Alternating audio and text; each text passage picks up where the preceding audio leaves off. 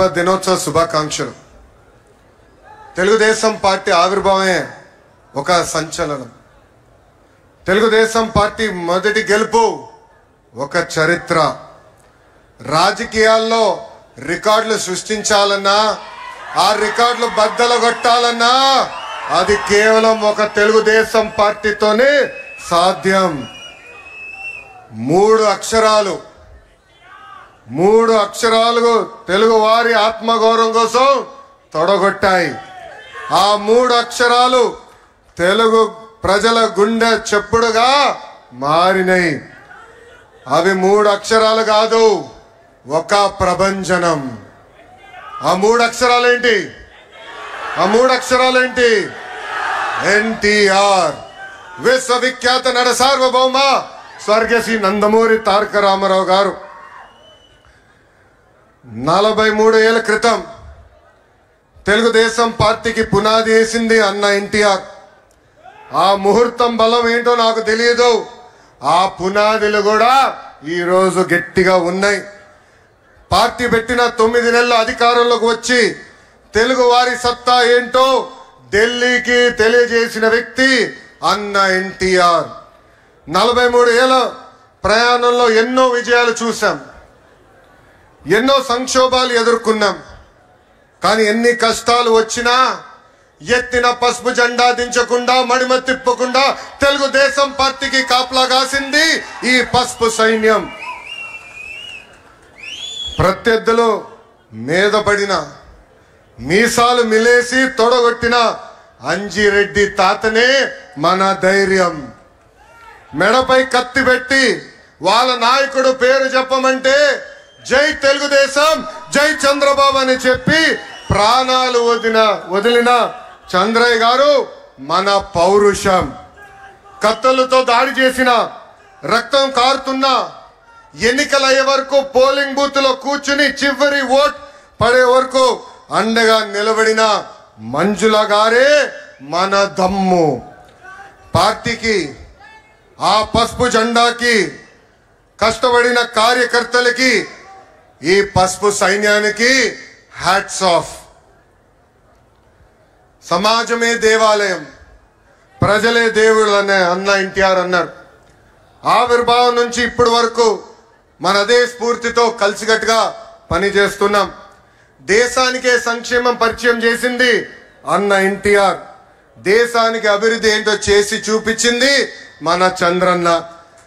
తెలుగువారి ఆత్మగౌరవం ఢిల్లీకి తెలిసేలాగా చేసింది అన్న ఎన్టీఆర్ అయితే, తెలుగువారి ప్రపంచాన్ని పట్టంలో నిలబెట్టింది మన నాయకుడు చంద్రన్న. 2 రూపాయలకే కిలో బియ్యం, నిరుపేదలకి పక్కా ఇల్లు, ఇంకో పక్కన మహిళలకి ఆస్తుల్లో సమాన హక్కు, ఇంకో పక్కన పెన్షన్ లాంటి అనేక సంక్షేమ కార్యక్రమాలు దేశానికే పరిచయం చేసింది టీడీపీ. చదువుకున్న యువకులని పెద్ద ఎత్తున రాజకీయాల్లోకి ప్రోత్సహించింది టీడీపీ. పటేల్ పట్వారీ వ్యవస్థని రద్దు చేసింది టీడీపీ. అంతెందుకు బీసీలకి ఆర్థికంగా రాజకీయ స్వాతంత్రం కూడా తీసుకొచ్చింది మన టీడీపీ. మనకి గల్లీ పాలిటిక్స్ తెలుసు, ఢిల్లీ పాలిటిక్స్ కూడా తెలుసు. జాతీయ రాజకీయాల్లో సైకిల్ ముద్రనే వేరు. కేంద్ర ప్రభుత్వాల్ని శాసించే అవకాశం వచ్చినా ఎప్పుడు రాష్ట్ర ప్రయోజనాలు మేరకు మనం పనిచేశాం. ఏనాడు స్వార్థంతో పదవులు మనం అడగలేదు. రాష్ట్ర ప్రయోజనాలే ముందు పెట్టి నడిపించిన పార్టీ తెలుగుదేశం పార్టీ. అంబేద్కర్ గారికి భారత రత్న ఇవ్వటంలో కీలక పాత్ర వహించింది తెలుగుదేశం పార్టీ. అంతెందుకు ఆనాడు అబ్దుల్ కలాం గారిని రాష్ట్రపతి చేయాలని ప్రతిపాదించిన వ్యక్తి మన నాయకుడు చంద్రబాబు నాయుడు గారు.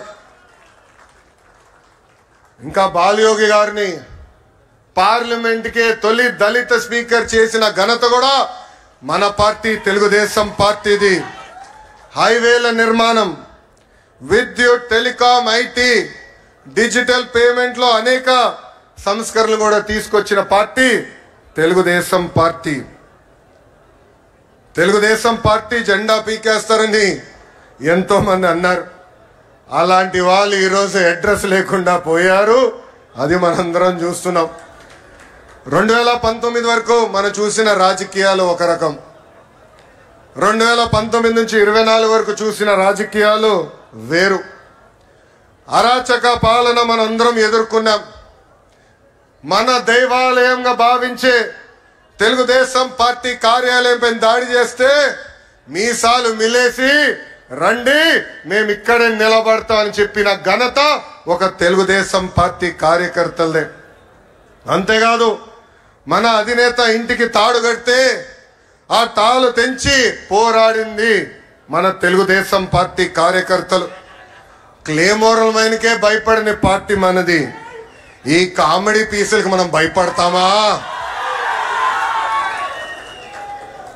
4 ఎమ్మెల్యే లాక్కుంటే ప్రతిపక్ష హోదా ఉండదని చెప్పిన వ్యక్తికి ఈ రోజు ప్రతిపక్ష హోదా లేకుండా చేసిన ఘనత తెలుగుదేశం పార్టీది. చివరికి ప్యాలెస్లు కూడా మనం బద్దలు కొట్టాం.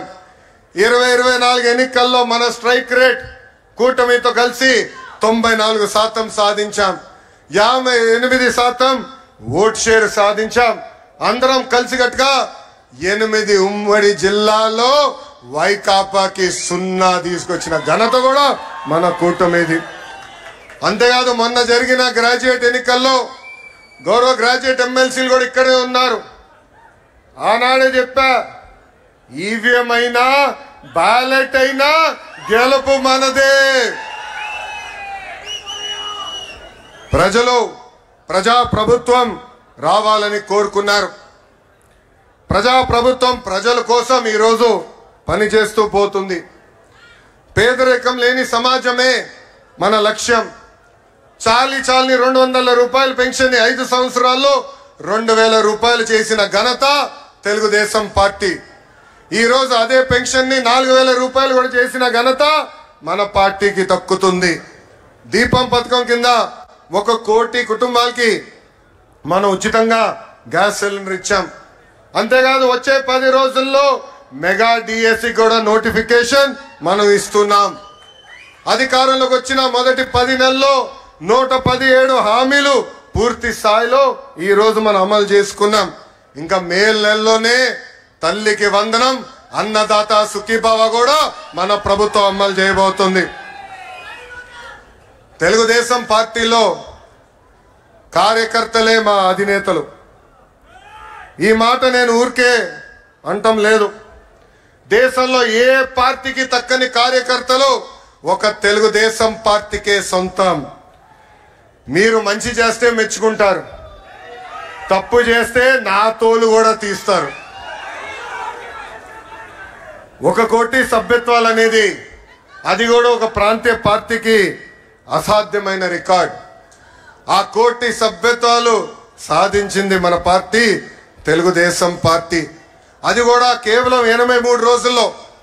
ఆంధ్ర రాష్ట్రం, తెలంగాణ రాష్ట్రం, అదేవిధంగా అండమాన్ నికోబార్లో మన సభ్యత్వాలు చేసుకుంటాం జరిగింది.